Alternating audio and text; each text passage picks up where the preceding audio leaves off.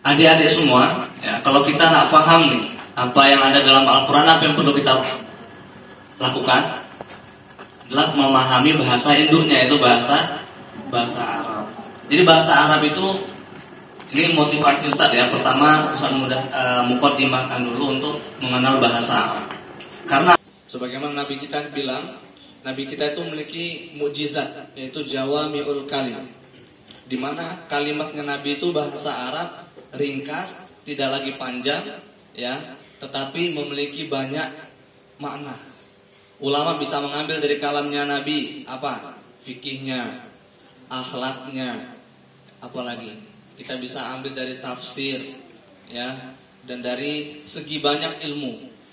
Maksudnya apa? Itu berkah daripada suatu bahasa, ya, dimana juga Al-Quran Allah turunkan dengan bahasa Arab.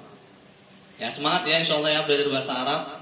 Nah, insya Allah dalam waktu dekat, ya, kita berdoa kepada Allah semoga Allah berikan taufik, kita hadirkan juga guru berbahasa Arab di sini. Kemudian Al-Quran, ya, ini masa-masa kalian ini, ya, masa-masa antum, ya, masa-masa emas, ya, dimana ketika umur kalian ini, ya, ketika kalian menghafal Al-Quran itu lebih membekas. Yang sudah hafal 2 juz 1, yang sudah hafal 3 juz 3, 1. Apa yang kita perlu perhatikan dalam baca Al-Quran? Tajwid itu umum, ya. Yang paling penting, yang pertama adalah panjang pendek. Panjang pendek itu dibaca dengan adil. Ketika kita baca mad tabi'i dengan 2, pastikan setiap yang memiliki bacaan 2 harokatnya Nabi kita membaca, maka yang pertama apa? Yasurru sima'ah, ya, membacanya, mendengarnya itu menyenangkan. Ya, itu yang saya sering dengar daripada guru-guru itu. Jadi kalau kita belajar Al-Quran itu adalah sebab apa, sebab apa? Ya, yang pertama adalah sebab untuk mentadabburi Al-Quran. Ini kata Syekh Muhammad Utsman Sulaiman rahimahullah. Ya, maka adik-adik semua bersyukurlah, ya, diberi oleh Allah kesempatan. Yang pertama bisa nih mengaji dengan lancar dan sesuai dengan Nabi kita Muhammad SAW.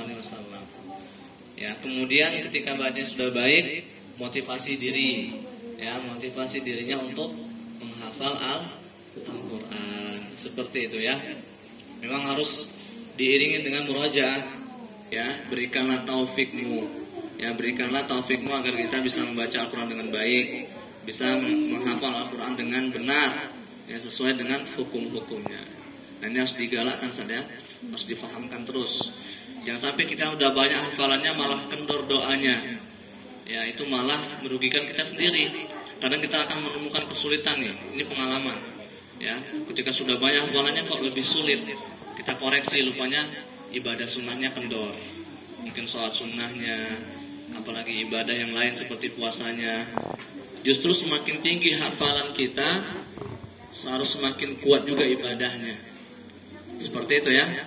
Yang sudah banyak ini, yang adik-adik juga semua harus paham. Ya, jangan sampai kita takabur di depan Allah, hanya mengandalkan diri sendiri. Apalagi yang kita hafalnya adalah Al-Quran, bukan pelajaran sekolah ya. Mungkin kalau sains oke lah, dan semisalnya ini Al-Quran. Nah, kita harus melibatkan Allah dalam hafalannya. Ya, ya Allah berikanlah aku taufik. Ya Allah berikanlah aku kemudahan dalam menghafal. Berikanlah aku al-itqan, biar aku bisa membaca Al-Quran dengan mungkin, dengan hafalan yang baik. Nah, itu harus didoakan dengan bahasa kita, tidak ada masalah. Nah, kalau bisa, ya, kalau bisa sampai kita bangun sholat malam, dan harus sebenarnya, yaitu juga dibacakan hafalannya agar lebih baik lagi. Seperti itu ya. Alhamdulillah, dalam kunjungan penuh berkah kali ini, Syekh Muhammad Khalid Ja'far menghangatkan majelis ilmu santri-santri Kundur Kampung Al-Quran dengan motivasi agar para santri menjaga hak-hak Al-Quran, mempelajari dengan serius bahasa Arab agar bisa menghayati isi Al-Quran. Selain itu, beliau juga memberikan semangat agar santri rutin mengulang kaji hafalan yang telah mereka kuasai.